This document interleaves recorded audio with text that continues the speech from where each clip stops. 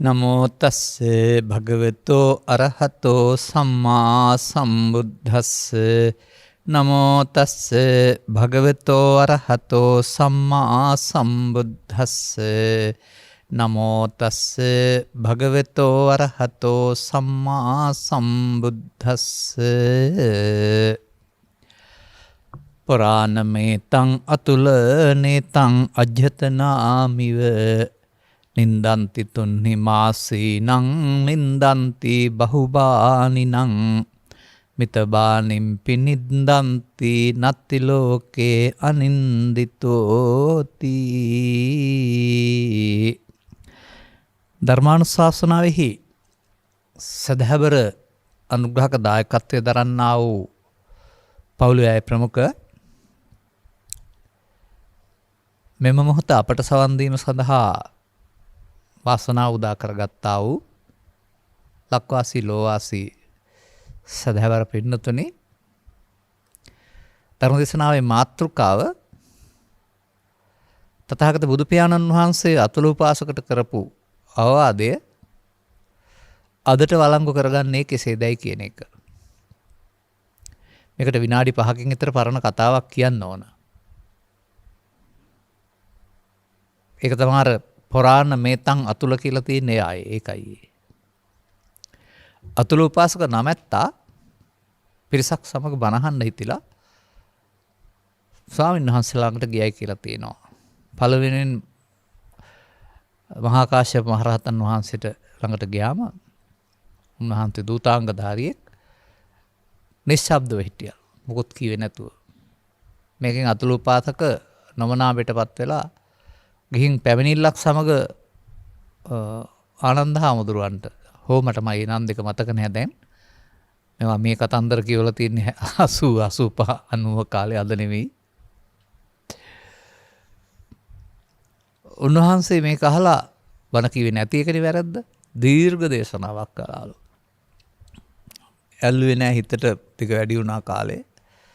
ගිහිල්ලා පැමිණිල්ලකුත් එක්කලා කියනවා අපි මහා කාශ්‍යප හිමියන් ගාවට ගියා. මෙහෙමයි උනේ. අවලා ගාවට මෙහෙමයි ගියා. දිග වැඩි බන් තේර බර වැඩි. අනිත් හිමියන් රේවත වෙන්න පුළුවෙනි. නැත්නම් කවුරු හරි. උන්වහන්සේ සාරාංශ කරලා දේශනාවක් කළා. ඒක බර වැඩි වුණා. එකක්වත් ඇල්ලුවේ නෑ. දැන් ගිහින් බුදුරජාණන් වහන්සේට පැමිණිලි කරනවා. වහන්සේගේ ශ්‍රාවකයෝ ගාවට බණ ටිකක් අහන්න කියලා ගියා. අපට බණක් කියන්න කෙනෙක් නැද්ද? ඔක්කොම වැරදි.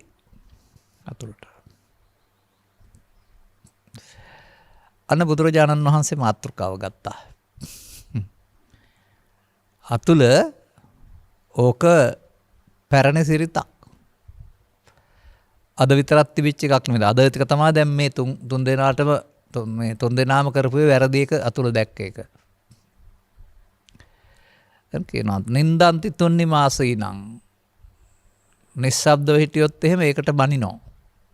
ඒක වැරදක් දකින්න. නින්දා කරනවා. ඊළඟට වැඩියෙන් බන කියපු කෙනා නින්දන්ති බහුබානිනං.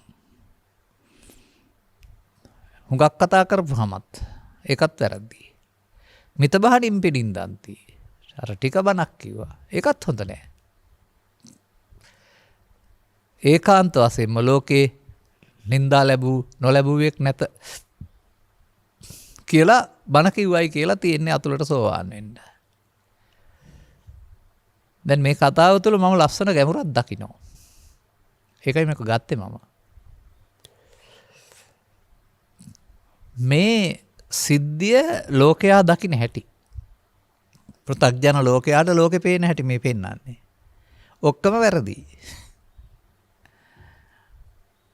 අදටත් ඉතින් උදාහරණයක් වශයෙන් ගත්තොත් ආණ්ඩුවේ ඉන්න තාක්කල් අයවැය ලේඛනේ පරිසුද්ධයි හොඳයි. විපක්ෂයට ගියන් පස්සේ ඒකම වැරදි. ඒ අයවැය වැරදි. හැමදාම විපක්ෂයට අයවැය හොඳ නෑ. ආණ්ඩු පක්ෂයට සංවර්ධනය සඳහා අයවැය. මම දේශපාලන වශයෙන් පක්ෂග්‍රාහී වෙලා අන්තගාමීලා නෙමෙයි පෙන්වන්නේ. ඔය 70 විතර ඉඳලා මට දැකපු දේ. අන්න ඒ වගේ මේ පෙනෙන දෘෂ්ටි කෝණය කාගේ එකක්ද කියලා හොයාගන්න වෙනවා. මොකද ඕක උදව් වෙනවා දුකට පත් වෙන ආකාරය සහ දුකින් මිදෙන්න. දැන් මම ඔකට තවත් පදයක් ගන්නවා මෙහෙම. මේ එකත් ඔය ධම්මපදයේම තියෙන ගාතාවක්. ඒක තියෙන්නේ ඕක නෙමෙයි වෙනත් කාරණයක්.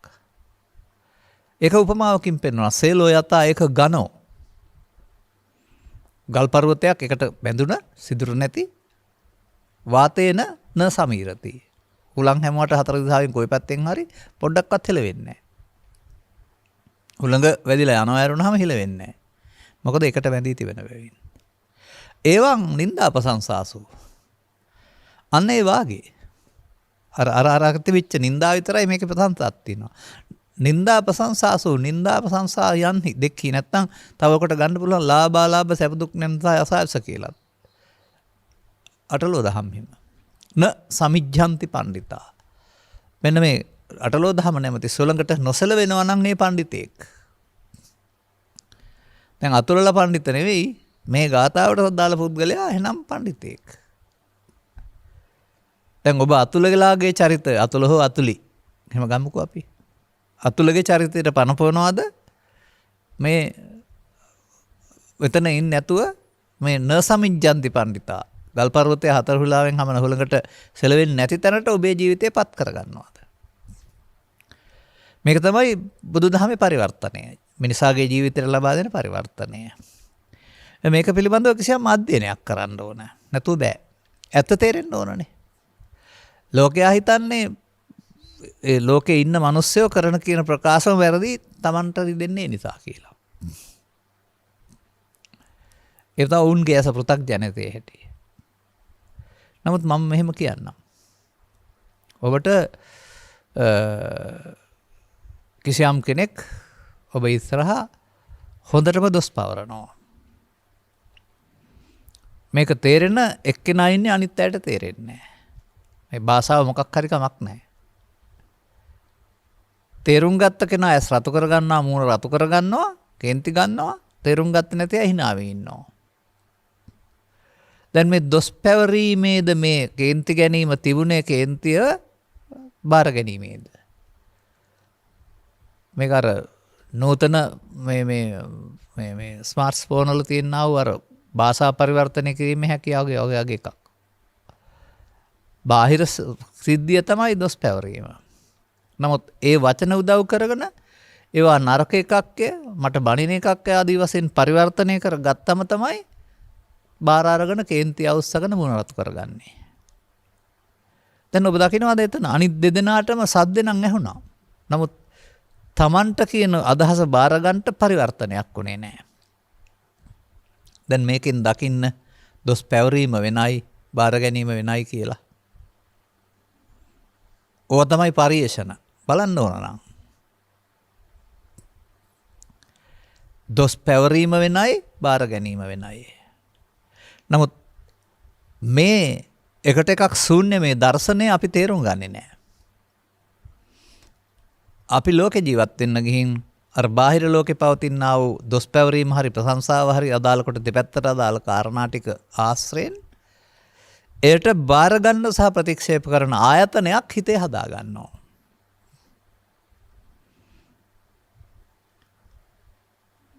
බාර ගන්න එකට ඇලෙන ආයතනය කියනවා, ප්‍රතික්ෂේප කරන එක ගැටෙන ආයතනය කියනවා. හදාගත්තාම ටිකෙන් ටික එක බලවත් වෙනකොට තව ඒක තෙන්න කියනවා මෝහ ආයතනය කියලාත්. මෙන්න මේක දිගදොර විමර්ශනය කරගන්න ඔබට පුළුවනි නම්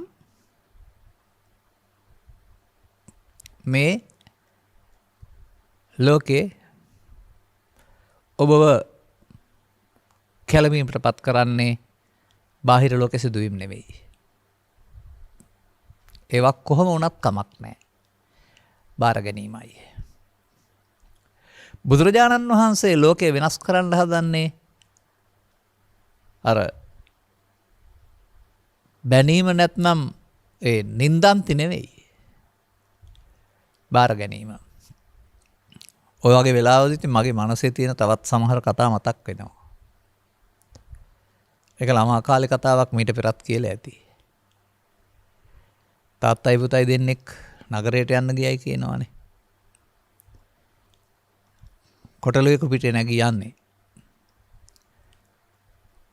පුතා තමයි කොටුව අපිට නැගියන්නේ. මිනිස්සු දොස් කියනවා. අර නොයස මිනිස්සයා පයින් එක්කලා යනවා මේ ළමයා මේකේ ගොඩ වෙලා. ඒ වැරදි ඒක මිනිස්සුන්ට. ඒ නිසා ළමයා බහැලා තාත්තා කොටුව කොට කරා. දැන් අර පොඩි එකා පයින් ඇදගෙන යනවා මේ ලොකු මිනිස්සයා මේකේ ගොඩ වෙලා. වැරදි. දැන් දෙදෙනෙන් කවුරු ගොඩ වෙලා ගියත් ලෝකෙට වැරදි. පසුව දෙදෙනා බහැලා කකුල් දෙක එකට ගැට ගහලා මේ ලීයක් දාලා කොටුලක් කර තියාගෙන ගියයි කියනවානේ. බෙරෙන්න බැරි තැන. මේ ලෝකයේ පිළිබඳව පරිශ්‍රණයක් මේකේ තිබෙන්නේ.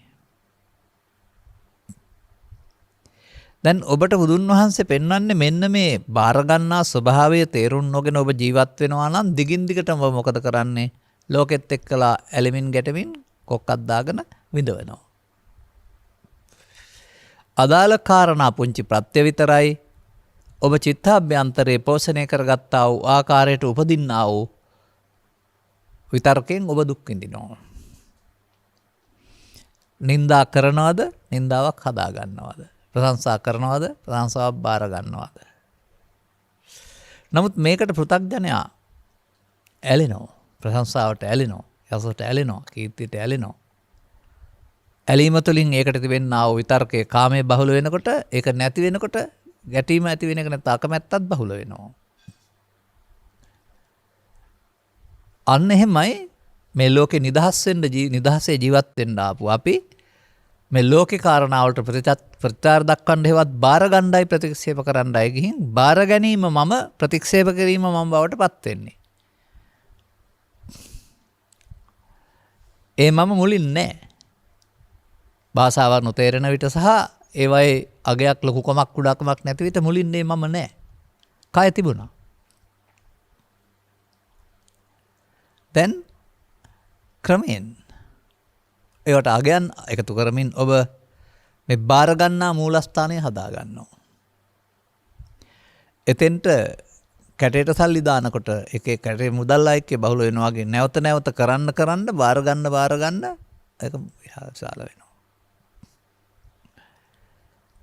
දැන් මේක ඔබට ධර්ම ශ්‍රවණය කරන්න ලැබෙන තාක්කල් මේ මග ඔබින් යනවා.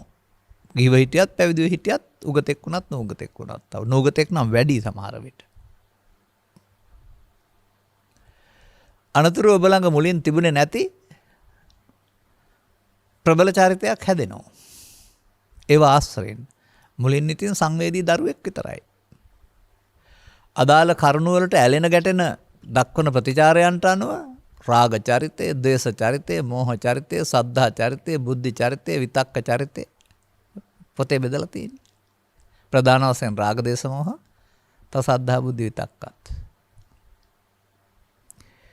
දැන් මේ චරිතරේ පෝෂණය වෙන්නේ කොහෙන්ද? මේවට පෝර හම්බ වෙන්නේ කොහෙන්ද?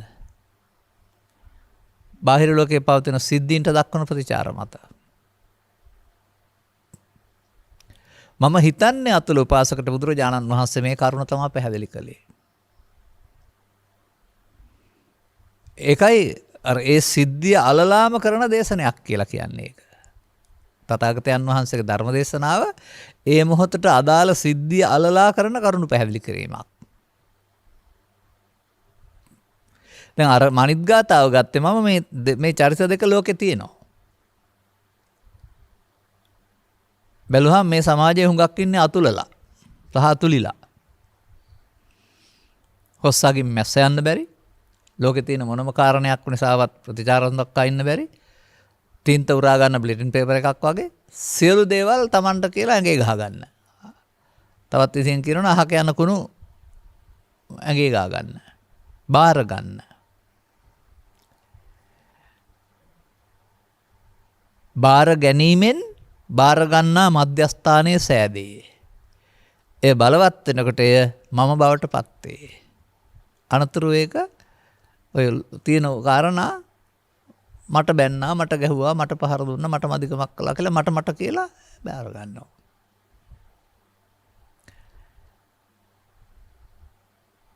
දැන් මේ මග ගිහින් සැනසෙල්ල ඉන්න බෑ කියන එක තමයි බුදුරජාණන් වහන්සේ පැහැදිලි කරන්නේ. වර්තමානයේ ඔබත් මේක තේරුම් ගන්න. අර මම කියපු උදාහරණයේ ආශ්‍රයෙන්. තවත් උදාහරණයක් ඕනනම් අරන් බලන්න. ඒ වගේ කාරණාවක්. ලෝකේ කෙනෙක් මෙහි ඇවිදින්න ඉන්නවා.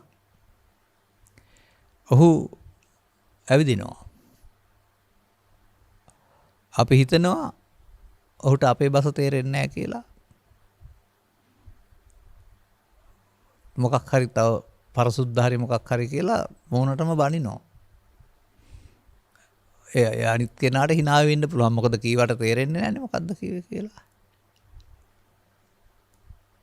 නමුත් අපේ කෙනෙකුට ඒක කිව්වහම නම් එයා කේන්ති ගන්නවා. සිද්ධිය එකක්. කේන්ති ගැනීම යනු සිද්ධියද බාර ගැනීම සහ බාර නොගැනීම අතර වෙනසක්ද? අර ඔහොම කතාවකුත් තියෙනවානේ. ඒක නම් දොස්බස් කීමක් නෙවෙයි. ඒ පුද්ගලයා පිළිබඳ ගුණ කතනයක් හරි මොකක් හරි කරයි කියලා තියෙන්නේ. යන්න ලෑස්තිලා එහෙනම් ගිහින් එන්නම් කිව්වයි කියනවානේ. බලහම එයා සිංහල ප්‍රගුණ කරපු කෙනෙක්. බැරි වෙලාවත් බැන්න එහෙමනම්. ඒ නිසා මේක සියුම් දර්ශනයක් වශයෙන් දකින්න. මෙන්න මේ ඇතුළත මේවට අදාළ ප්‍රතිචාර දැක්වීමේ මධ්‍යස්ථානයේ සදා ගැනීම තමයි මිනිසා අතින් සිදුවෙන ප්‍රමාදය, වරද. එතකොට කවදාවත් මේක තේරුම් ගන්න නැතුව අර බාහිර ලෝකයේ සිදුවෙන්නා වූ බැනීම විතරයි එක දෙයක් විතරයි ඔය. එහෙම නැත්නම් නින්දාව. ඒකට අපි එකතු කරනවා ලාභාලාභ ප්‍රසංසා කියන ලෝකෙ සිදුවෙන්නා වූ ලෝක ධර්මතා ඔක්කොම. එතකොට ඒවා වෙනයි ප්‍රතිචාර දැක්වීම වෙනයි. මේ දෙක අතර ශූන්‍යතාවයක් පරතරයක් තියෙනවා. එය නෙවෙයි බාර ගැනීම. ඒක අපි දකින්නේ අර භාෂාව තේරෙන්නේ නැති පුද්ගලයාට බැන්නාම hina වෙවි ඉන්නවා. එයා ඇතුළත බාර අරන් කේන්ති අවශ්‍ය ගත්තේ නැහැ. බාරගත්ත කෙනාගේ තමන්ගේ චිත්ත අභ්‍යන්තරයේ කේන්ති ඇවිස්සෙන්න මේක හේතුවක් වුණා යරුනම මෙය නෙමෙයි මේ වරද කළේ. එයයි මම සමාජයට පැහැදිලි කරන්න උත්සාහ කරන්නේ ලෝක ධර්මයේ නොවේ ඔබට දුක් ගෙනත් දෙන්නේ. මේ එකට එකක් අතර පවතින මේ ශූන්‍යත්වය නැත්නම් එකට එකක් හේතුඵල වලින් පස්සේ වෙන වෙන ස්වභාවය තේරුම් ගත්ත බුදුරජාණන් වහන්සේ 아무තු බණක් කිව්වා කියලා හිතනවද? නෑ. මේ වරද වෙනස තේරුම් අරගෙන හිත හදාගන්න ඉගෙනනවා. ඒකයි මේක සිදුවෙමින් පවතින්නේ. මේ වරද තේරුම් අරගෙන හිත හදාගන්න ඉගෙනනවා. නමුත් ඒ හිත හදාගන්න ඔබට පන්සිල් රකින්න කෙනෙක් වශයෙන්, අටසිල් රකින්න කෙනෙක් වශයෙන්, එහෙම නැත්නම් පුද්ගලයෙක් වශයෙන් පිහිටියා වූ සීල සංවරයක පිහිටා ප්‍රමාණවත් දැනුමක් සහ ප්‍රමාණවත් ප්‍රතිචාර දැක්වීමක් ලැබෙන්නේ නැහැ. මන්දයත් ඒ මට්ටමට ප්‍රමාණවත් අවබෝධයක් හෝ සංවරයක් නෙවෙයි. මන්දයත් ඒක තුල යමක් වැරදි, ඒ නිසා ඒක කරන්නේ නැහැ කියන පොරොන්දුව පිට වලකින වැරුණාම ඒක අර චක්කුණා සංවරෝ සාදු සාදු සෝතේන සංවරෝ කියන ගාථාවෙන් අදාළ සංවර කර ගැනීමට අදාළ මාර්ගයට යවෙන්නේ නැහැ. මම මේ කියපු උදාහරණය ඔස්සේ ඔබ උදාහරණ 7ක් 8ක් අරන් බලන්න. දැන් අතුලට කිව්ව පරිදි එක පුරාණ කතාවක්. අද විතරක් නෙමෙයි. එදා සිට අද දක්වාත් අද ඉදිරියටත් පෘථග්ජනයාට ලෝකේ දුකයි කියන්නේ ඔන්න ඔය තමන් හදාගත්ත දුක විඳින එකට. දුක්ඛ ආරි සත්‍ය කියලා කතා කරුවාට දුක කියන්නේ පල් බොරුවක් කියලා මට තේරෙන්නේ. ඔය ආරි සත්‍ය වෙනස් කරන්න බැරි එකක් කියලා අපට උගන්වන්නේ. වෙනස් කරන්න බැරි එකක් නම් දුකට නැති වුණ සැන මාර්ගයටපත් වෙන්නේ කොහොමද? දැන් ජීවිතය තුළමනේ දුක නැති වුණ තැන සහ මාර්ගය වෙනස් වුණේ නැද්ද එහෙනම්? අර මොන වචනකින් අර අර්ථය දුන්නත් දන්නේ නැහැ. ඒ නිසා ලබාගත් ජීවිතය තුළ ඇඳුම් පැළඳුම් එපා, අඳින්න එපා කියන්න, කන්න බොන්න එපා කියන්න නෙවෙයි මේ බුදුරජාණන් වහන්සේ සූදානම් වෙන්නේ. මේ තම තමන් ගත කරන වගකීම් සහිත ජීවිතය තුළම අන්තවාදී වීමෙන් පෘථග්ජන භාවය තුළ තමන්ට කලබලයට, කිපීමට, රිදීමට, විඳවීමට පත්වෙන ආයතනය තමන් හදා ගන්නවා. හදා ගන්නවා විතරක් නෙමෙයි වර්ධනය කර ගන්නවා.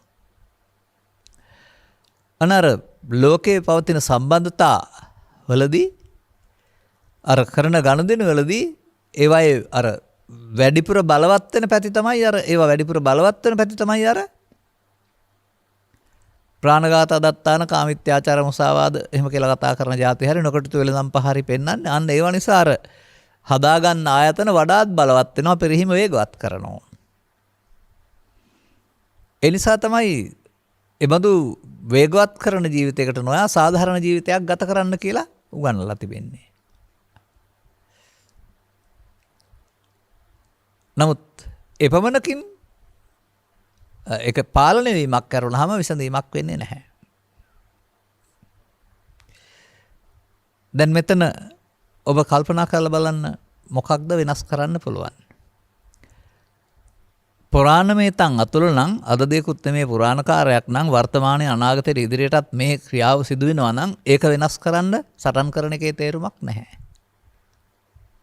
පුරාණ එකේ තේරුමක් නැහැ. තින්නං අඤ්ඤතරං යාමං පටිජග්ගීය පඬිතෝ. ජීවිතයේ යාම තුනකින් එකකදී අන්න මේ වෙනස කරගන්න පුළුවන් නම් ඔහු පඬිතෙක් බවට පත් වෙනවා.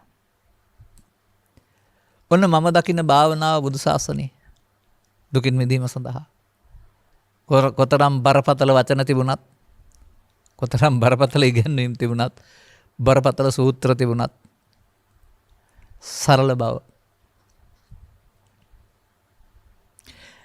නමුත් ඔතන ඉඳගෙන කොතරම් ප්‍රාර්ථනා කළත් ඔතන ඉඳගෙන කොතරම් මේකට වෙනත් ප්‍රගුණ කළත් මග ඇරලා ඉන්න පරිසරයේ මග ඇරලා හිටියොත් ඒ අදාළ හේතු උපදින්නට කාට නොලැබෙන නිසා යටපත් වී පවතිනවා. සමාධියක් හදාගත්තොත් සමාධිය බලවත් නිසා අරවා උපදින්න නැති නිසා නෑ වගේ පේනවා. නමුත් තාම ලෙඩට මුල තියෙනවා. ලෙඩේ මුල තියෙනවා. කෙටිකාලීන මගහැරීම් නැත්නම් විසරදිට කොට්ටි මාරු කිරීම තමයි පෘථග්ජනය දන්නේ. විසරදිට කොට්ටි මාරු කරපුවා විනාඩි 15ක් පැය භාගයක් ඊළඟ කොට්ට රත් වෙනකොට සහනයක් දැනෙනවානේ. ඒ නිසා හිසරදිට කොට්ටි මාරු කිරීමේ ප්‍රතිකර්ම තමයි මේ සමාජයේ බොහෝ දෙනෙක් පාවිච්චි කරන්නේ. ඒ බඳු කරදරකාරී, හිරිහැරකාරී, බාධකකාරී පරසරයක් වුණාම මේක විකුණලා තව තැනකට යනවා. ස්ථාන මාරුවක් කරන් තව තැනකට යනවා. රට හැරලා යනවා. විවිධ ක්‍රම පාවිච්චි කරනවා. නැත්නම් තවත් සමහර අය ගෙදරයි කරදර කියලා ඇඳුම් මාරු කරන කැලේට යනවා. මේ වගේ ඇත්ත දකින්න අපිට තමයි hina තියෙන්නේ. මේ සම්බන්ධයෙන්.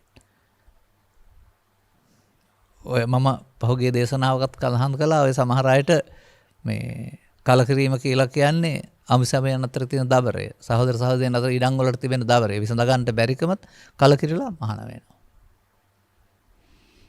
ධර්මයේ දැකලා මහාන වෙනව නෙවෙයි. ධර්මයේ දැකලා ගමන ඉක්මන් කරගන්න මහාන වෙනව නෙවෙයි. ප්‍රශ්නෙන් මග ඇරියා. ඒ නිසා පෘථග්ජනයින් සතු හිසරදයට කොට්ටක මාරු කිරීමේ ප්‍රතිපත්තිය සුළු ප්‍රතිකර්මයක් කරුණාම අංග සම්පූර්ණ ප්‍රතිකර්මයක් නොවේ. මේක තව ටිකක් අපි ඊට එහාට බුදු සමය සඳහන් වචන වලින් තේරුම් ගන්නට. දැන් මම මේකට තව වචන ගත්තේ නැහැ. දැන් එවිට මෞකසෙන් බිහි ජීවිතාසානය දක්වා ජීවත් වෙන්නා වූ පුද්ගලයා වුණාට පුද්ගලයා මොහොතින් මොහොත ඇසෙන් කනට කනෙන් නාසයට නාසයෙන් දිවට දිවෙන් කයට කයෙන් සිතට ඇවිදිනවා මාරු වෙනවා. ඒ මාරු වීමේදී අන බුදුන් වහන්සේ පැහැදිලි කර වදාරනවා කයෙන් එක්කෙනෙක් වුණාට සිතින් නිරන්තර වෙනස් වීමකට පරිවර්තනයකට පත් වෙමින් ඉන්නේ කියන එක. එවිට ඔබ ඒක තේරුම් ගන්න පුළුවන් විදිහක් තියෙනවා ඔබට. මොහොතක ඔබ සතුටින්, මොහොතක දුකින්, මොහොතක කනගාටුවෙන්, මොහොතක තරහෙන්, මොහොතක වෛරයෙන්, මොහොතක සන්තෝෂයෙන් ඔය ඔබේ කයද එහෙම වෙන්නේ නෑ. කය නෙමෙයි සිත.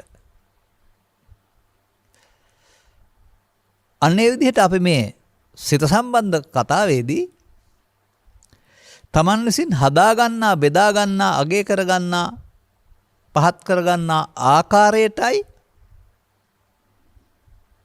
මේ ප්‍රතික්‍රියාව තුළ පවතිනා වූ සැලීම බලපාන්නේ. කවදානම් මේ සමාජය දුක යනු ලෝකයේ තියෙන දෙයක් නොව තමන් හදාගත්ත දෙයක් බව තේරුම් ගනීද?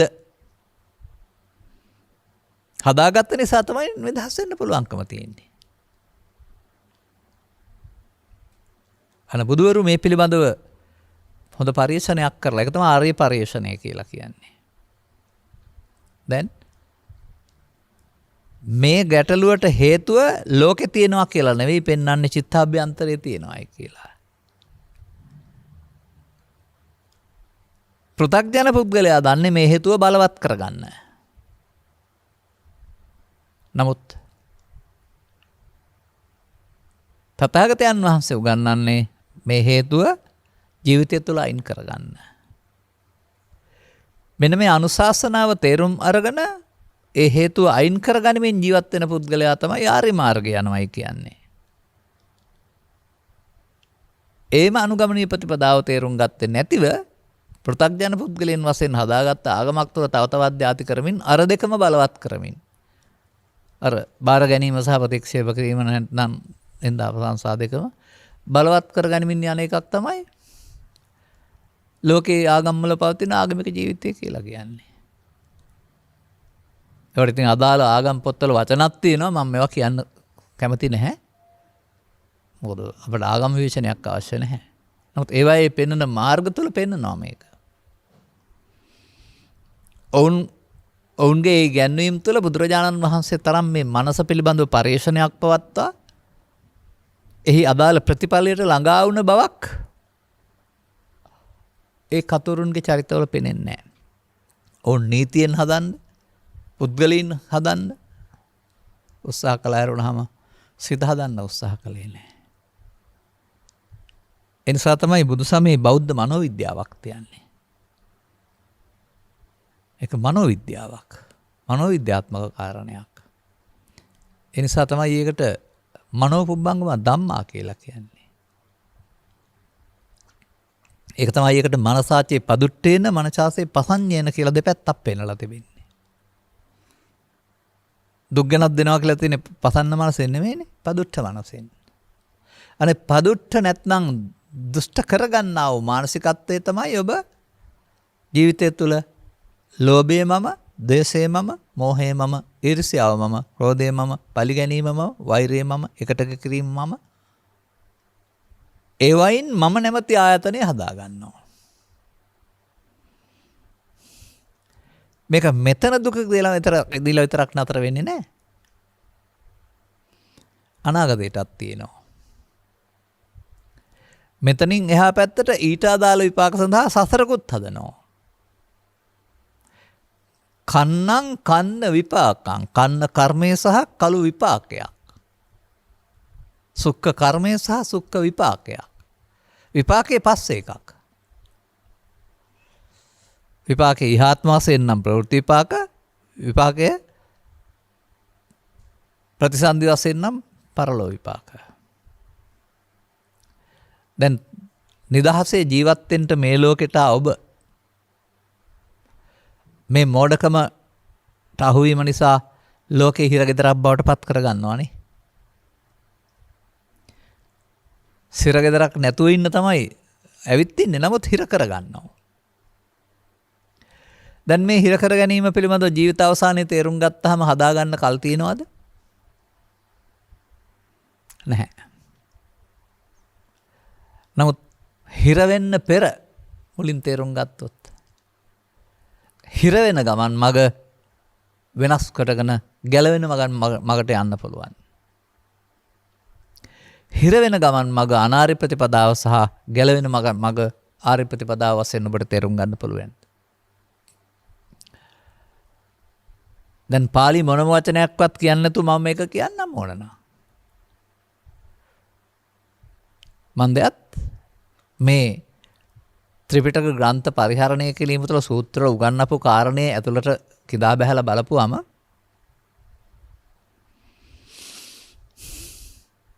සම්පූර්ණ මේ සූත්‍ර සියල්ල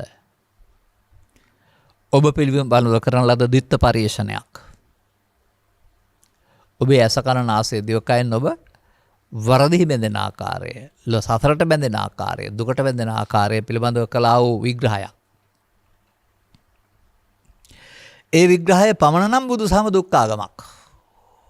ඔය ඇතැම් උගතුන් කියන්නේ වර්තමානයේ බුදුසමය ගැලපෙන්නේ නැහැ, බුදුසමය දුක්ඛාගමක් කියලා. ඒ භාගයක් හොයපු අය. අංග සම්පූර්ණ පරිේෂණයක් කළා නම් බුදුසමය හැමදාටම ගැලපෙන, මිනිසුන් වර්ෂවත් හොඳ සන්තෝෂෙන් තියන්න පුළුවන්. අර ලෝක ධර්ම සියල්ල සිදු වෙද්දී ඒව පිළිබඳ කිසිදු ආකාරයක ගැටීමකින් තොරව ඉන්න පුළුවන් දුක නැති වූ ආගමක්. ජීවිතය තුළම දුක නැතුව ජීවත් වෙන්න පුළුවන් ආගමක්. ඒක ආර්ය සත්‍ය තේරුම් ගත්තේ නැති පුද්ගලයින්ට තේරෙන්නේ නැහැ. ඔවුන් අර සිංහලෙන් දුක කියලා තියෙන වචනේ අරගෙන දුක ගැනම කතා කරනවා කියලා කියා ඉන්නවා. ඔවුන්ට කියලා දෙන්න කෙනෙක් නැහැ බුදුසමයේ වැදගත් වෙන්නේ දුක නෙමෙයි නැති වුන් තැන සහ මාර්ගය කියලා. ඒකයි වරද තියෙන්නේ. ඔවුන්ට කියලා දෙන්න පුළුවන් හොඳ විදිහක් තියෙනවා. භාෂාව ඉගෙනගෙන පරිවර්තනය කරන එක නෙවෙයි. ජාත්‍යන්තර බුද්ධහම ප්‍රචාරය කරන්න යන එක නෙවෙයි. තේරෙන්නේ නැතුව. මෙය තේරුම් ගත්ත මිනිසුන් රොබර්ට් නොක්ස්කී වාසේ ලෝදහම හමුවේ අකම්පිතව සතුටින් ජීවත් වෙන බව ලෝකෙට පෙන්වන්නට ඇරීම, පෙනෙන්නට ඇරීම. ප්‍රදර්ශනය කරන්න යාම නෙමෙයි බලෙන්. මෙන්න ඔවුන් අනුගමනය කරන දර්ශනයේ ප්‍රතිඵල ඉහාත්ම වශයෙන්ම කියලා අපි තුලින් පේන්න ඕන.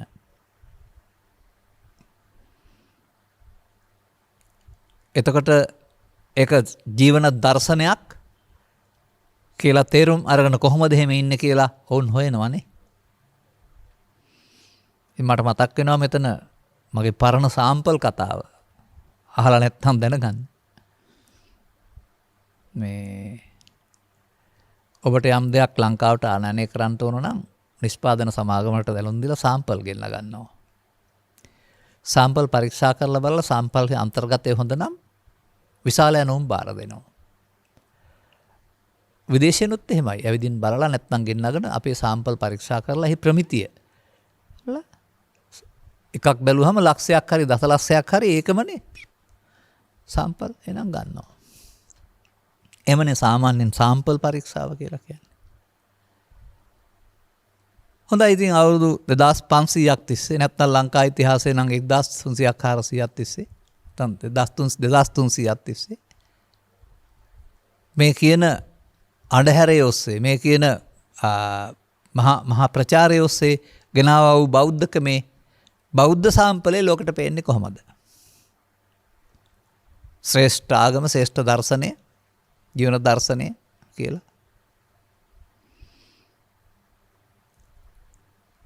ඔබ කොහොමද බෞද්ධ මේ දර්ශනය දකින්නේ? මම දකිනවා. නීති විරෝධී සහ නීත්‍යානුකූල දෙකක් දාගෙන නීති විරෝධී එක නරකයි, නීත්‍යානුකූල හොඳයි කියලා බටහිරයන් එහෙම නැත්නම් ආක්‍රමණිකයන් 1505න් පස්සේ ආපු තුංගොල්ල අපිට දීලා ගිය නරක පුරුද්ද අපිට තාම අත්හැර ගන්න බෑ. මොකක්ද ඒකට කියන්නේ? මට මතකයි ළමා කාලේ ඇහිලා තියෙනවා. පදමට පොල්රා වීපල්ලාද අරක්කු වීපල්ලාද මේ කියලා ගීතයකුත් තියෙනවා. කරදර යකාට ගිය දෙල්ලා කපල්ලා වීපල්ලා ජොලියේ ජොලියේ කියලා.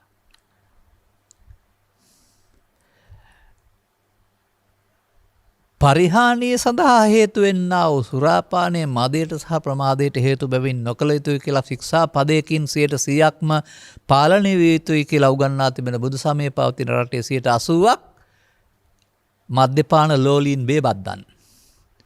ඔන්න බෞද්ධ සාම්පලේ. අවුරුදු 2300ක් ගින් හැදිලා තියෙන හැටි. පරිහානියට හේතු වෙන දුකටපත් වීමට හේතු වෙන හොරකම් කිරීම. එහෙනම් හොරකම් කරන්න පුරුදු වෙන්න එපා කියලා ශික්ෂාපදයකින්ම ආර්ය සමාජයේ නේ පෘථග්ජන ඔක්කොටම නීතියක් පනවලා තියෙන ආගම තුල ව්‍යාපෘතියක් ක්‍රියාත්මක කරොත් 40%යි රටට වැඩක් වෙන්නේ 60ම සාක්කුවල. ලොකු පොඩි පොඩි හොරු රැලක්.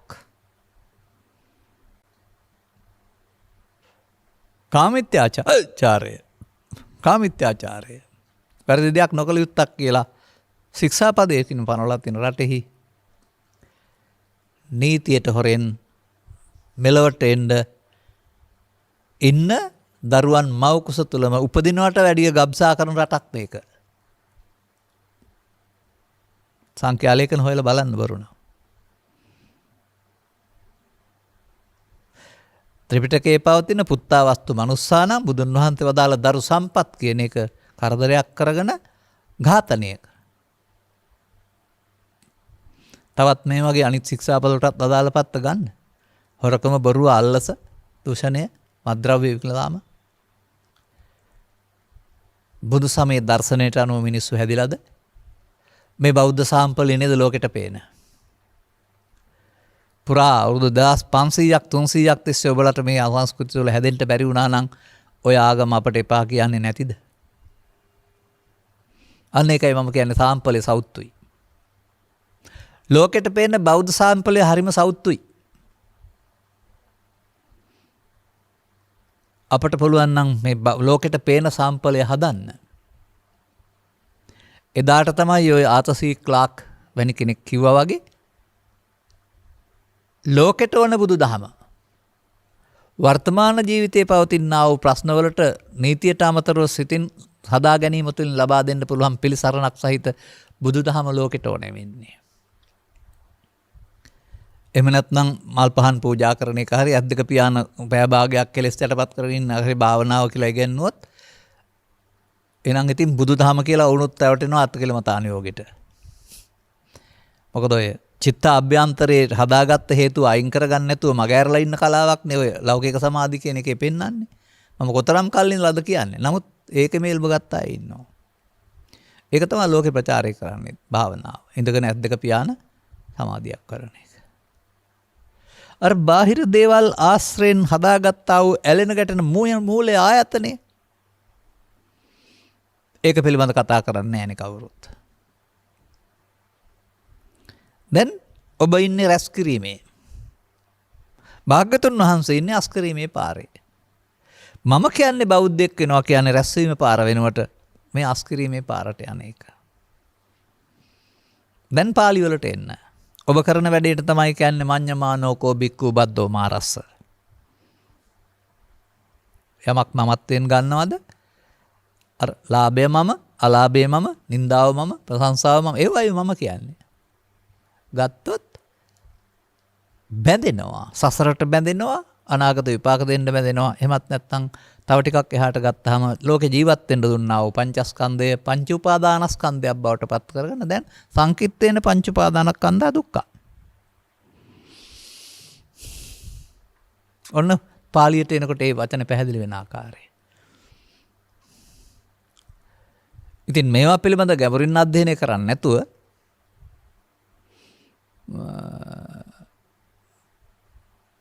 බුද්ධං සරණං ගච්ඡාමි බුදුන් සරණ යමි ධම්මං සරණං ගච්ඡාමි ධම්මං සරණ යමි සංඝං සරණ සංඝං සරණ යමි කියලා ඉතින් එළියෙන් තියාගෙන ඔයාට අදාළ තුන් පැත්තක් හදාන ඉතින් වදිනවා පදනවා පූජා පාත්වනවා.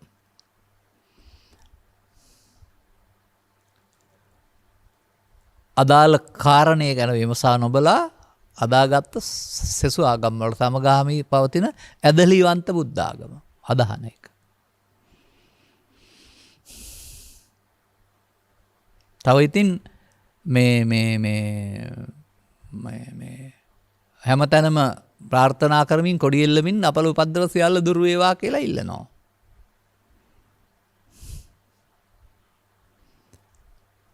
නමුත් මේ අපල උපද්දව හැදෙන්නේ බාර ගැනීමෙන් බාර ගන්න නැත්නම් අපල උපද්දව කියලා එකක් නැහැ කියලා බුදුදහම උගන්වනවා. එයි අර මේ නක්කත්තම් පාතිමාතේතං අත්තෝ බාලා උපජ්ජගා අත්තෝ අත්තස්ස නක්කස්ත කිංකරිත් සම්ති තාරකා. නැකතක් කෙනතුරු බාලයෝ බලන් ඉන්නවලු. වැඩේ කරන්න ඕන නම් නැකත වැඩේ කරන එක තාරකා මොනවා කරන්නද කියලා බුදුහාමුදුරුවෝ අහනවා. නක්කත ජාතකේ. අපි ඉතින් හඳහන බලලා අපලා ඉතින් අපල දුරු කරගන්න ලෑස්තිය කාට හරි බාර දීලා. ඇයි මේ බුදුසමයෙන් උගන්වන්නේ අපලේ සපලේ දෙකමයි බාර ගන්න නැති එක නේද? අපල කියන්නේ අලාභ. දුක. සපල කියන්නේ සැප. ඒ ඇලීම තුළ නේද ඒක ප්‍රශ්නයක් වෙලා තියෙන්නේ. ඔබ මේ පුද පූජා පිටිපස්ස ගිහින් මේවට යදින්නේ යාඥා කරන්න මේක ගැන දන්නේ නැති නිසා නේද මේ? ඔය කවුරුත්ගෙන් ඉල්ලුවේ නැති වුණාට මේ හිත හදාගන්න පුළුවන් නම් මේවා වදින්නේ නැහැ නේද? ඒක නේද බෞද්ධ දර්ශනය, බෞද්ධ චින්තනය. කොතරම් දුර වරදි පාර ගිහින්ද? මට පේනවා යනකොට ඔය යම් තැන්වල දැන් යවෙන්නෙත් නැහැ ඉස්සර වගේ. නමුත් යනකොට හැමතැනම ඉතින් කොඩිවැල් වල එල්ලලා.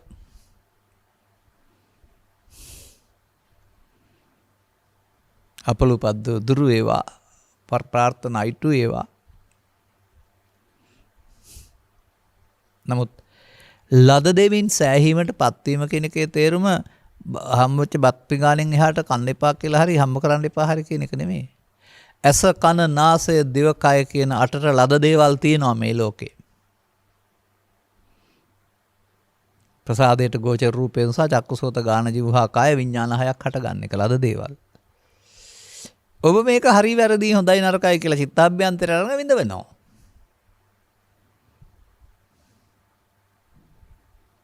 නමුත්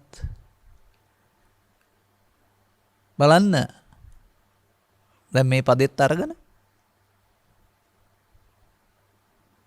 චක්කුණා රූපං දිස්සා උපජ්ජති සුඛං සෝමනස්සං ඒතං සංකතං ඕලාරිකං පටිච්චසමුප්පන්නං. දැන් මේක නේද මේ කියන්නේ? අර රූපයක් හම්බ වෙනවා. ඒකත් එලා මුල් කාලේ හදාගත්ත ආකාරයට අනුව සුඛං සෝමනස්සං සැප දෙක උපදිනවා. මේක නෙමෙයි. මේක පුංචි ප්‍රත්‍යක් විතරයි හදාගත්ත එක උපදිනවා. එකයි ඒක ඒතං සංකතං. ඒක තම තමන්ගේ මෝඩකමේ හේතු. ඒක සංසුන් සමයේ ඉක්මවා ගිය ඝන ඕරාරික දෙයක්. ඒක ඒ හේතු පටිච්ච වීමෙන් බාහිර පත්‍ය විතරයි ඇතුළත පවතිනා වූ ඒ ලෝභ මූලය, දේශ මූලය, මෝහ මූලය පටිච්ච සමුප්පන්නං. දැන් සුඛං සෝමනස්සං දෙකම පටිච්ච සමුප්පන්නන්නේ.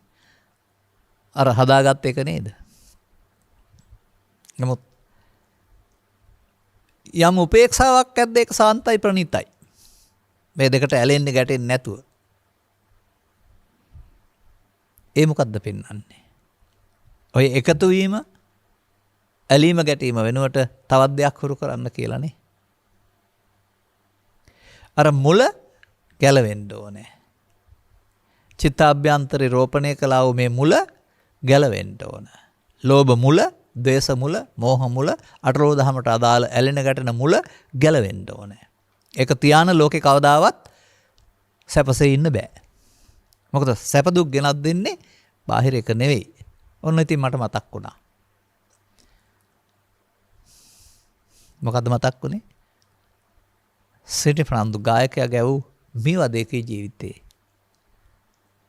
මේක තියෙනවා අගට ගීත රචකයා දැනගෙන ලියන්නත් නැතුව ඇති, ගායකයා දැනගෙන කියන්නත් නැතුව ඇති. අපි දකිනවා. සන්තෝෂයි දුකයි සැපයි සාදා දෙන්නේ අපේ හිතයි. ලෝකෙ නෙවෙයිනේ. මතක තබා ගන්න මේ කාරණාව. දැන් ඔන්න ඔය කාරණේ තුළ තමයි ඔය නිත්‍ය අනිත්‍ය තියෙන්නේ. ඔය ඇලෙන ගැටෙන බාර ගන්න එක තමයි මගේ ආත්ම කොට ගැනීම හේවත් නිත්‍ය සුඛාත්ම කියලා කියන්නේ. ඉතින් නිත්‍ය සුඛාත්ම කොට ගැනීමෙන් මායයට බැඳේ, දුකට බැඳේ. බැලුවම මේකේ 아무තු ධර්මයක් තියනවාද? ජීවිතය පිළිබඳ ඇස කන නාසය ආශ්‍රයෙන් විමර්ශනයක් නේ තියෙන්නේ.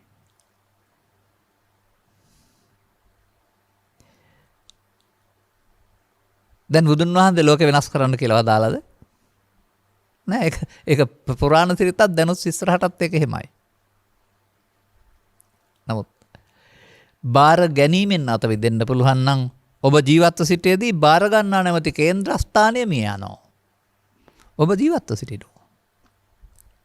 ඒකට තමයි දිට්ඨිය. දිට්ඨිංච අනුපගම්ම සීලවා. ඒක දිට්ඨියක්. තියෙන එකක් නෙමෙයි. හදාගත්ත මතයක්.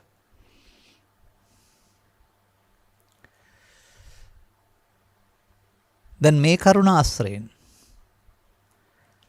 අතුලට කියන්නේ නැත්තේ ওই බණ ටිකනේ. ඒකනේ අතුලගේ අර තුන් මතේ පැත්තකට දාලා සන්තෝෂයටපත් උනායි කියලා කියන්නේ. අතුල හැම එකක්ම වැරද්දට දැක්කා. දැන් ඉන්න අතුලලත් අවුවත් වැරදි වැස්සත් වැරදි. බඩු මිල ගණන් වෙන එකත් වැරදි, අඩු වෙන එකත් වැරදි. පායන එකත් වැරදි. එහෙම නැත්නම් තව මොනවා හරි හිඟයක් ඇති වෙන එකත් වැරදි. වහින එකත් වැරදි.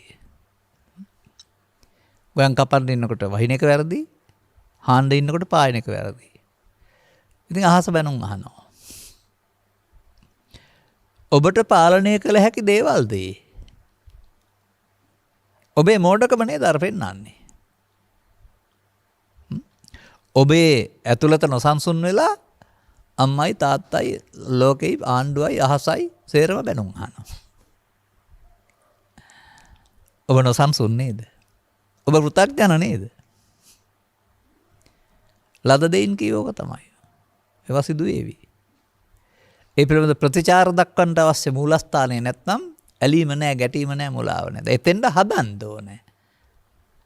තමන් හදාගත්ත තැන ඉඳලා ආපහු අතෙන්ට හදන්න වෙනවා. අන්න බුදු සමයේ ප්‍රතිපත්තිය. ප්‍රතිපදාව. පෙරකල වැඩේ තුලින් තමයි ඇලීම ගැටීම ඇති වෙන්නේ. පෙරකල වැඩේ වෙනකොට වෙනත් වැඩක් බාර දෙනවා තනහන්සේ. දැන් ඒකට වෙනම වෙලාවක් හොයාන ඇස් දෙක පියාන ඉඳගෙන ඉන්න ඕන කියලා හැම මට නම් තේරෙන්නෙම නැහැ. ලාභයේදී අලාභයේදී සැපතේදී දුකේදී නින්දාවේදී ප්‍රශංසාවේදී අදාළ කාරණා යෙදෙනකොට තමයි හිත ඇතුලේ හැංගිලා ඉඳලා Tamanගේ වදකාරය එළියට එන්නේ. ඉතින් ඒකට නේනම් uppannam කාම විතක්කම් කියලා තියෙන්නේ. uppannam ව්‍යාපාද විතක්කම් කියලා තියෙන්නේ. uppannam විහිංසාව විතක්කම් කියලා තියෙන්නේ. ඒකට නේද? පරණ පාරේ යන්න එපා කියලා විතරයි කියලා තියෙන්නේ. නමුත් පරණ පාර අතිශය ප්‍රබලයි බලවත්. දැන් වෙනත් පාරක් ගන්න. එවිට එනවා. නමුත් එකතු නොවීමෙන් වර්තමාන මොහොත නොඇසී අනාගත ඵලයක් උපදින්න විපාකයක් නොතබා කර්මත් නොවි විපාකත් නොවි සේ වෙනවා. කර්ම බවට පත් නොවි විපාක බවටත් නොවි සේ වෙනකොට කර්මක්ෂය කිරීමේ කර්මය කියනවා. කර්ම බවට පත් විපාක දෙනකොට කර්ම රැස් කිරීමේ කර්මය කියනවා. එන් කන්නම් කන්න විපාකං සුක්ඛං සුක්ඛ විපාකං කන්න සුක්ඛං කන්න සුක්ඛ විපාකං කියනවා. සතර හදනවාට මේ ප්‍රමාද මධ්‍යස්ථානයම නොවේද අප්‍රමාද මධ්‍යස්ථානය? මා දකින්නේ එහෙමයි. ප්‍රමාද මධ්‍යස්ථානයම තමයි අප්‍රමාද මධ්‍යස්ථානයේ බවට පත් වෙන්නේ. අන්න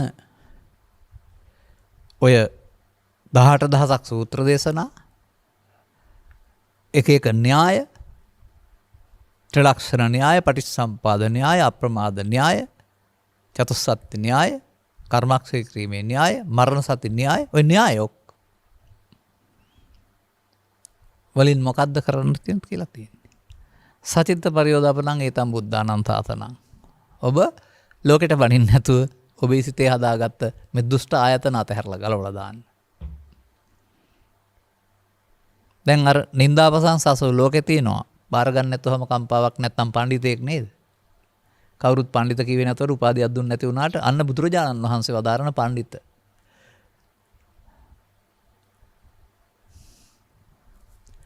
මේකට කියනවා තවත් පදයකින් අධ්‍යාත්මික ආයතන ශූන්‍ය වෙනවා කියලාත්. තවත් පදයකින් කියනවා ලෝභ මූලය, දේශ මූලය, මෝහ මූලය අක්‍රිය වෙනවා කියලා. දැන් ඒ විට කවුද නැත්තේ? අර බාහිර ලෝකේ අරලෝ දහම නැද්ද? Taman තුල බාර ගන්නා නැද්ද? ඔබ ඉන්නවා. මට බැන්නා, මට ගැහුවා කියලා අර මට කොට ගන්න එක තමයි මේ අල්ලා ගැනීමෙන් තැවුල දේශනා කරම කියන බුද්ධ වචනයෙන් පෙන්වලා තිබෙන්නේ. එහෙනම් බැනීම හෝ ප්‍රශංසා කිරීම වෙනයි, බාර ගැනීම, අල්ලා ගැනීම වෙනයි. ඔබට මේක නවත්තන්න බෑ, මේක හදන්න පුළුවන්. මේ ටික කරන්න පෙරම් පුරන්න ඕනේද? අනාගත බුදුහාඳුනන කල් ඉන්න ඕනේද? මරණයෙන් පස්සේද මේක හමු වෙන්නේ? අර නකලු විතුමාට පෙන්නුවේ මේ කය තුලමයි කියලා. කය ලෙඩ වෙනවාමයි, කය ලෙඩවදී සිත ලෙඩ නැතුව ඉන්න කියලා.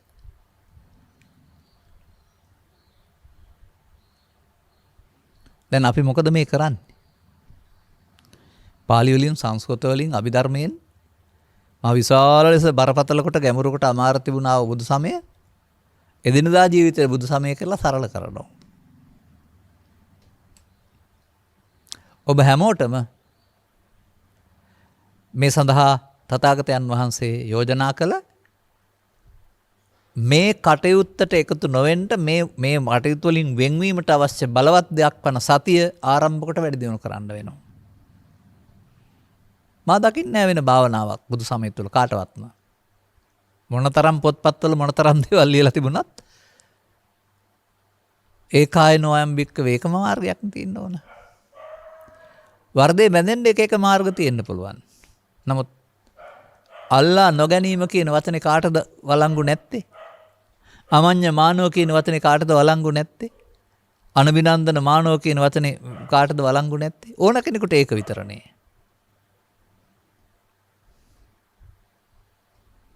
තව වචනයක් තියෙනවා. යංකෝ බික්ඛ අනිච්ඡං තත්‍රතේ ඡන්தோ පහතබ්බෝති. අර අනිත්‍යං එකට ඡන්දය තමයි නිට්ටය කොට ගැනීම. ඡන්දයෙන් තමයි ජෝසෙන් බයෙන් මොහෙන් තමයි අගතියට ගිහින් ආයතන මුල් හැදෙන්නේ. ඡන්දය කියන්නේ කතරේ නෙමෙයි කැමැත්ත. ඒකට තියෙන කැමැත්ත අතහරින්න කියන එකේ තේරුම මොකද්ද? එකතු වීම අතහරින්න කියන එක. එතකොට අල්ලා ගැනීම අතහැරීම, එකතු වීම එකතු නොවීම පොඩි වදන් දෙකක් විතරයි. නමුත් බරපතල වෙනසක් ඇති කරනවා. එකතු වීම බරපතල ලෙස දුකටපත් කරනවා. එකතු නොවීම බරපතල ලෙස ඔබ දුකින් ඈත් කරමින් නිවීම කරාගෙන යනවා.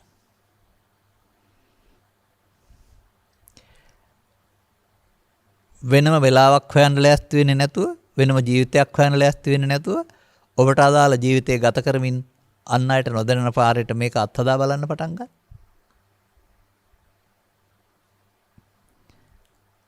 මන්දයත් තිත්තං චරණ සින්නවා සයනවා යාවතස්ස විගත මිද්දෝ. ඒතං සතින්.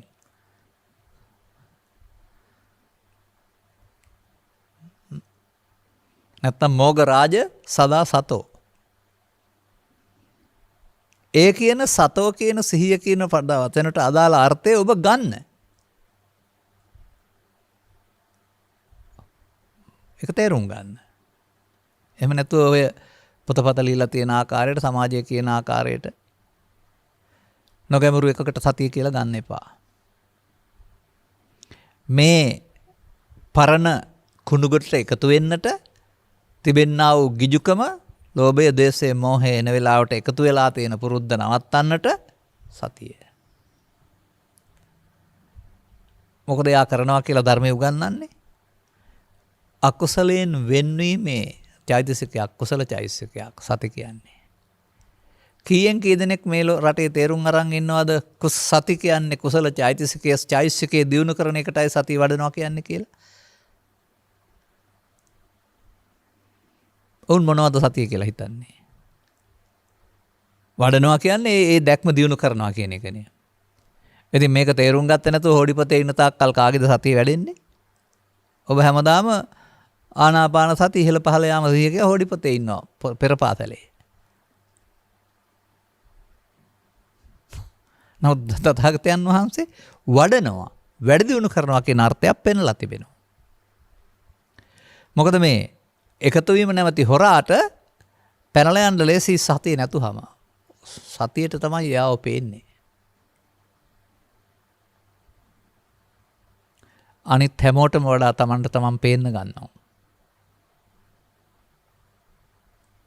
ඒ වගේම උදව්වට ඉන්න අනිත් අයටත් තමන් රතු ඉර පනිනකොට එයාට පෙනුනේ නැත්තම් අනිත් අය පෙන්වන්න දන්නවා. ඒ අන්‍යෝන්‍ය සහයෝගයක් තියෙනවා. අනතුරු වෙන්න ඕන කාරණේ දන්න මනුස්සයාට තමන්ගේ මේ මූලය අයින් කරගන්නට ඒ අවිස්සන එක බාහිර සමාජයෙන් අවුස්සන එක කරදරයක් නෙමෙයි උදව්වක් වෙනවා. දැන් ඔය බිරිඳම උදව්වක් වෙලා බිරිඳම කරදරයක් වෙන්නේ. සැමියාම මිහිරක් වෙලා සැමියාම අමිහිරක් වෙන්නේ. ඒ මිහිර දෙම අමිහිර වෙනවනේ.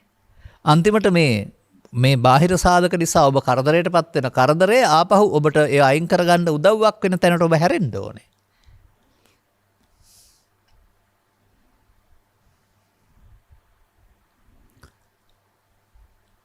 දැන් අතුලූපාසගේ කතාව එදාටයි අදටයි ඉදිරියටයි හැමදාටම වළංගුයි නේද?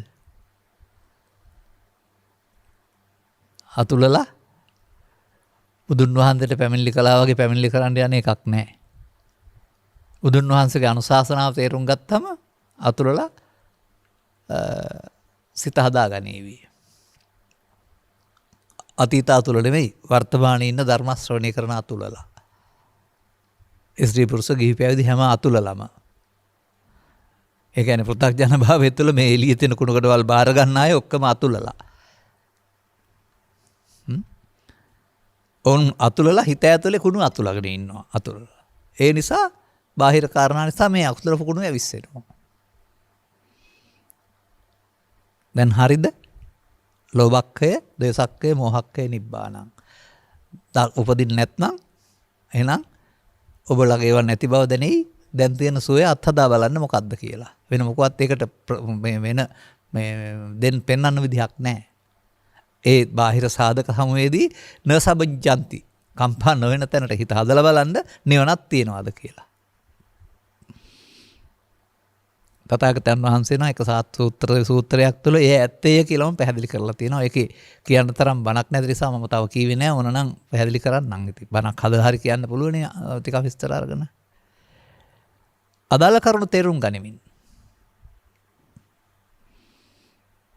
මේක තමයි ප්‍රතිපත්ති පූජාන් බුදුන් පිළිම බුදුන් නැති යන මාර්ගය.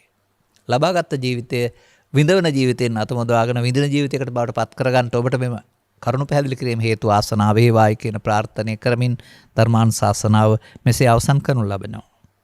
මෙම උතුම් ධර්මදේශනාව සඳහා නුගේගොඩ පදිංචි විජය සහ සීතා රණවීර දෙපළ, ගෞරී කපිලානි දියනුරු දෙදෙනා සහ රජීව් බෑනුනුවන් විසින් සදැහැති දායකත්වය දරා තිබෙනවා. අරමුණු අතර ගත වූ දෙසැම්බර් 6 වන දිනට යෙදෙන විජය සහ සීතා රණවීර දෙපළගේ 50 වන විවාහ සංවත්සරයේ සමරා එම දෙපළට දිගාසිරි පැතීම පිණිසත් දියනුරු දෙදෙනා සහ බෑනුනුවන්ගේ ඉදිරි කටයුතු සාර්ථක වීමට අවශ්‍ය ආශිර්වාදය සඳහාත් ඔන්න අර මම කියපු කතාව.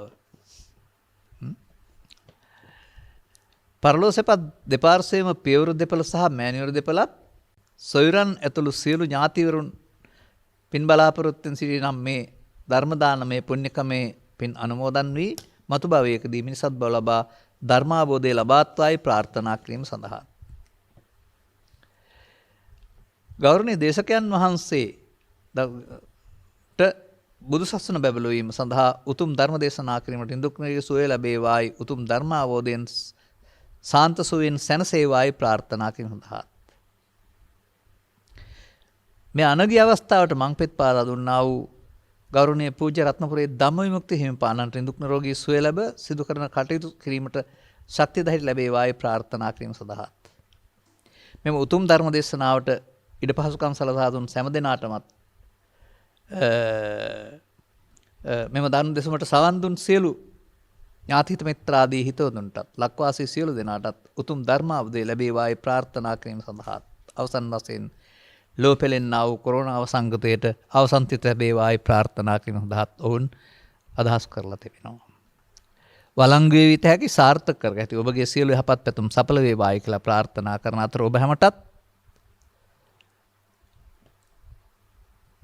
බුදුන් වෙත ගිය අතුල කෙනෙක් වෙනකොට බුදුන් ගාවෙන් ආපහු අතුල කෙනෙක් බවට පත් වෙන්න. වැරදි තුනම දැක්ක අතුල කෙනෙක් වෙනකොට ඒකකවත් දකින්න දෙයක් වැරද්දක් නැති බව දකින්න අතුල කෙනෙක් බවට පත් වෙන්නට මෙම කරුණු පැහැදිලි කිරීමේ හේතු ආසනාව වේවායි ප්‍රාර්ථනා කරගන්න. සබ්බිහිතයෝ වජ්ජන්තු සබ්බ රෝගෝ විනස්සතු මාතේ බවත් අන්තරායෝ සුඛී දීඝායුකෝ බව හැම දිනාටම තෙරුවන් සරණයි. දේශක්ඛයෝ නිබ්බානං